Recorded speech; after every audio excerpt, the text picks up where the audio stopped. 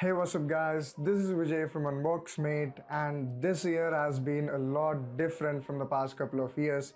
And even in the smartphone industry, lots and lots of smartphones are getting launched almost every week now. So, in this situation, the users across the globe are literally getting confused on which smartphone to pick, which is best for the day to day usage. So, today I'm gonna tell you on what basis you actually need to buy a smartphone. I'm gonna give you all the information, I'm gonna tell you the requirements. So, make sure to watch this video till the very end because this is gonna be really interesting. And if you're new to the channel, then make sure you hit that subscribe button and the notification bell icon to get notified every time we post new videos. And let's now get this video started.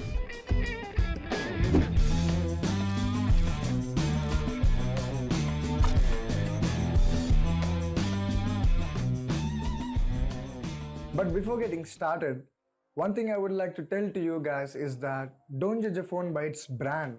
Like, because it's a Samsung phone or because it's a Xiaomi phone, it doesn't mean that it's the only option or it's the best phone that is available at that price segment. So you can get a good smartphone through any brand by any company. So make sure to check out the specifications first and then go with the brand. So the first thing that you need to remember is the pricing. The reason why I'm telling you to fix it first because the specifications of a smartphone differ from price to price. Like at certain price point you get a different kind of build and at certain price point you get a different kind of performance. So think of how much you can afford on a smartphone first and then move on buying a smartphone. The second and the most important thing to look in a smartphone is the CPU. Previously, the mid-range smartphones used to perform like a budget smartphone in compromise with the performance. So they used to be priced higher and the performance used to be less. But currently, after the Snapdragon series, the smartphones are performing really well, especially in the mid-range segment. These smartphones are really performing close to the flagship smartphones. And this thing happened mainly due to the CPU. Currently in the smartphone market, we get the CPUs from the Snapdragon series, the MediaTek series, Exynos series and Kirin series. So among these CPUs, the Snapdragon series are considered as the best mainly due to their performance. They really perform good and the performance is as close to the flagship smartphone. So previously we used to get the Snapdragon 600 series CPUs which performed good in my opinion and they used to come in the mid-range, mid-budget segment. And currently in 2020, we are getting the upgraded versions, the Snapdragon 700 series, which really outperform the older generation ones. And they come in the upgraded clock speeds and they come with better gaming performance, giving the users even a more smooth experience. So if you're planning to buy a smartphone in 2020, then make sure you have a Snapdragon series CPU. And if there is a Snapdragon series CPU, make sure you get a Snapdragon 700 series instead of getting a 600 one. If you're planning to buy a smartphone under 15K or even under 10K, previously we used to get the Snapdragon 400 series CPUs like the Snapdragon 461 and they used to perform good at that time. But currently we are getting the MediaTek chipsets like the MediaTek G35 or the G80s chipsets which are very powerful and they are best at that price point. They really outperform these Snapdragon 400 series ones and the gaming experience is also really great. So if you're planning to buy a phone under 15K, then make sure you have a MediaTek chipsets. The next important thing to look in a smartphone is the RAM and the storage variants. Previously, we used to get 2 GB of RAM or 3 GB of RAM and those 2 and 3 gigs used to be more than enough for a normal user. And even for a heavy user, 4 GB of RAM used to be more than enough for him to play games or to perform heavy tasks. But currently in 2020, apps are getting heavier and Android is getting heavier and it needs more amount of RAM to give you a smooth multitasking experience.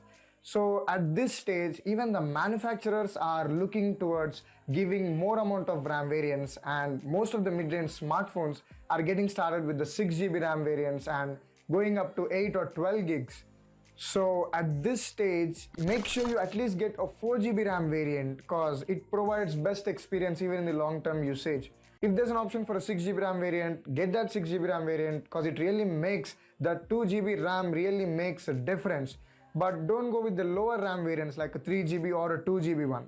I know that most of the budget phones are coming with the 2 GB RAM or 3 GB RAM variants. They might be good at now, like at current stage, they might be good, but in the long term usage, you might face issues. The apps might be restarting again and again, and you won't be feeling that good with using that 2 GB RAM variant phones. So make sure you at least get a 4 GB RAM variant. Now coming to the storage variant, make sure you at least get a 64 GB storage variant. This is because, as I said earlier, the Android is getting heavier and heavier day by day, and the apps are getting a lot of updates and are getting heavier. So in order to store all these files, we need a lot of storage. And if you take a 64 GB variant or a higher variant, then you'll get a lot of space left even for other files to get stored.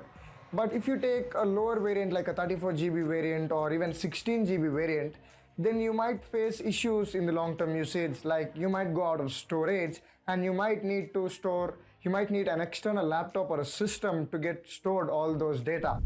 The next important thing to look into is the battery. In 2020, we are seeing higher battery variants like the 5000 mAh battery and even a huge 7000 mAh battery. Yes, that's really a huge, right? But previously, we used to get a 2000 milliamp hour battery or even 3000 milliamp hour battery, and they used to be kind of enough for a normal user or for normal usage. But as the users are increasing, as the smartphone users are increasing, and as we are using heavier tasks, as we are performing heavier tasks, even the smartphone needs a higher battery variant. So my go would be with the 4000 milliamp hour battery, because even if you perform heavier tasks and have a little bit of gaming, then you'll still be able to get 30 to 40% of the battery left till the end of the day. Even we get the 5000 milliamp hour battery or even 6000 mAh battery capacities, but the problem is with the charging speeds.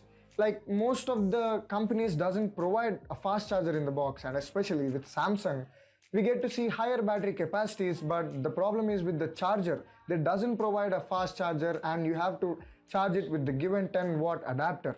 And to charge a 5000 mAh battery with a 10-watt adapter really takes hours to charge it from 0 to 100. So make sure you at least get a 4000 mAh battery. Now coming to the display thing, most of the manufacturers are caring about giving good display panels, and in 2020, most of the smartphones are coming with good display panels.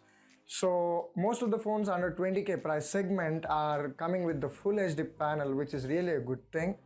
But the problem or a gimmick I would say that the manufacturers are making is that skipping the AMOLED panel and giving a high refresh rate LCD panel.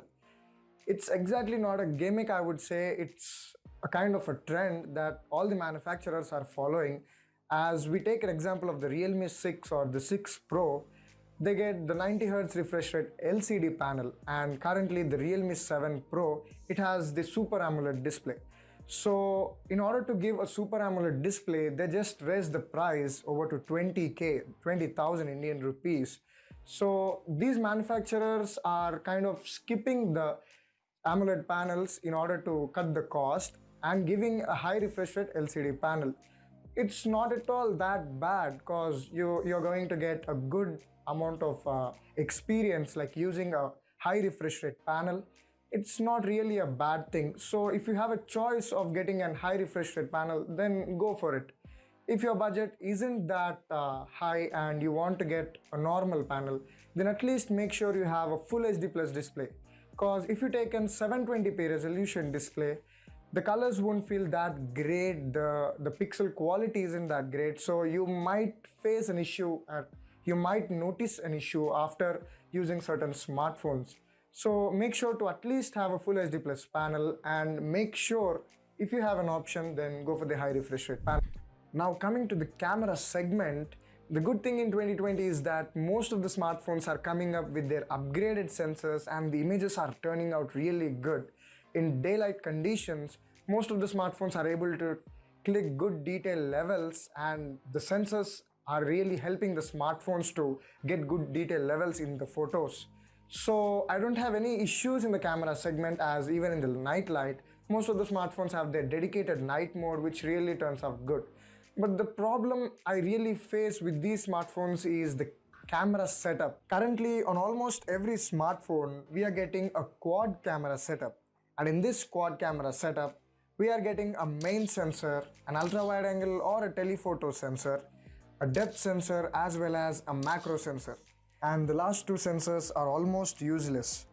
Like, let me explain. If you take a look at the macro sensor, this sensor really downgrades the image quality and the detail levels aren't that great. And the funny thing is that the macro shots taken from the main sensor contains good detail levels than the ones taken from the dedicated macro lens. And the situation continues same with the depth sensor. The depth sensor helps in taking the portrait shots, but this can be easily done via software. So these two sensors can be easily replaced, and instead of that, the company can spend this amount of money on other things like improving in their software or any other things. So don't just go with the numbers, like having a quad camera setup or having a triple camera setup doesn't make sense. Image processing, image quality differs from smartphone to smartphone. Just concentrate on having a good sensor.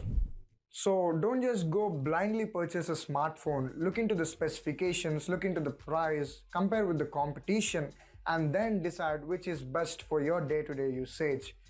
So with this, we have come to the end of the video, and if you enjoyed the video, then give it a huge thumbs up and share your thoughts in the comment section.